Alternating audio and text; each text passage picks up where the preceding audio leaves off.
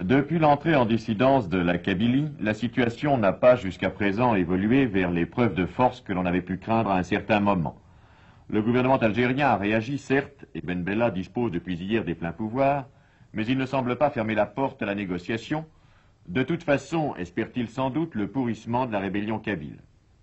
Sur les lieux de la dissidence, les leaders de l'opposition multiplient en les motivant les déclarations hostiles au régime et poursuivent leur effort d'organisation. Ces images qui ont été filmées par les envoyés spéciaux de la télévision française nous montrent quelques scènes du climat et de l'activité qui règnent là-bas. Elles précèdent les déclarations des deux principaux leaders de la dissidence, Haït Ahmed et le colonel Morand ou El Hadj, déclarations recueillies par Michel Honorin. Il s'agit d'un document exclusif qui ne peut avoir que la stricte valeur d'un reportage. Les déclarations que vous allez entendre n'engagent donc que la seule responsabilité de leurs auteurs. Il y a à peine 2 mois, quand je vous ai rencontré, vous étiez en civil et aujourd'hui vous êtes en militaire. C'est donc l'épreuve de force.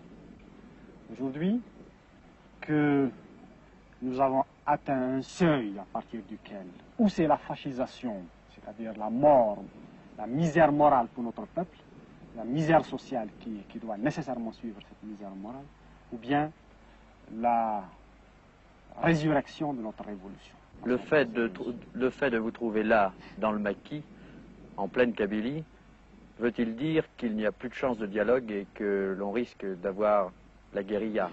S'il y avait eu la moindre chance du dialogue, nous n'aurions pas raté.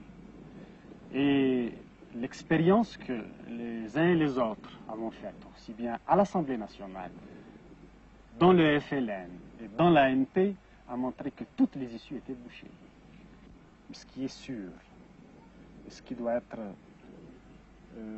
considéré comme absolument un point de non-retour, c'est notre détermination de détruire le régime. Mon colonel, vous avez fait 7 ans de guerre. Vous êtes prêt à recommencer?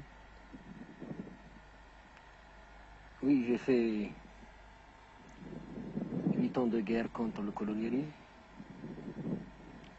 Si le gouvernement algérien décide à remplacer le colonialisme, je suis prêt à faire face. C'est après avoir réfléchi que j'ai décidé de me retirer et de prendre mes responsabilités. C'est pour défendre la dignité et l'honneur des moudjahidines, des militants qui sont actuellement dans l'angoisse et dans une incertitude. Des moudjahidines, des militants, après avoir lutté pendant 8 ans, se trouvent actuellement sans logement, sans pension, sans travail. Et beaucoup d'eux se trouvent dans des prisons. Je ne veux pas faire couler du sang entre Algériens. Je l'ai évité déjà. Je continuerai à l'éviter. Ici, en Kabylie, principalement dans toute l'Algérie, nous sommes démocrates. C'est la première démocratie du monde. Nous n'admettons pas de raïs. Abdelkader Ben Turki, qui a combattu la France, il est venu ici, l'histoire le mentionne, solliciter l'appui de la Grande Kabylie. On lui a répondu, oui, nous voulons bien aller avec vous, mais à condition que vous ne soyez pas le grand raïs pour vous faire des salam alaykoum.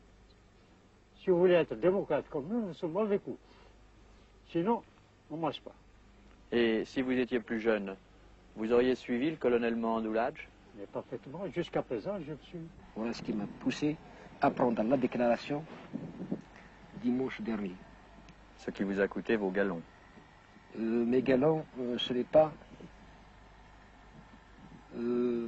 l'armée française qui me les a donnés, ni un monsieur qui est au pouvoir aujourd'hui. Mes galons m'ont été donnés par les moudjahidines qui la plupart ne se retrouvent pas parmi nous aujourd'hui. Je les ai gagnés au combat révolutionnaire, à la lutte de libération nationale.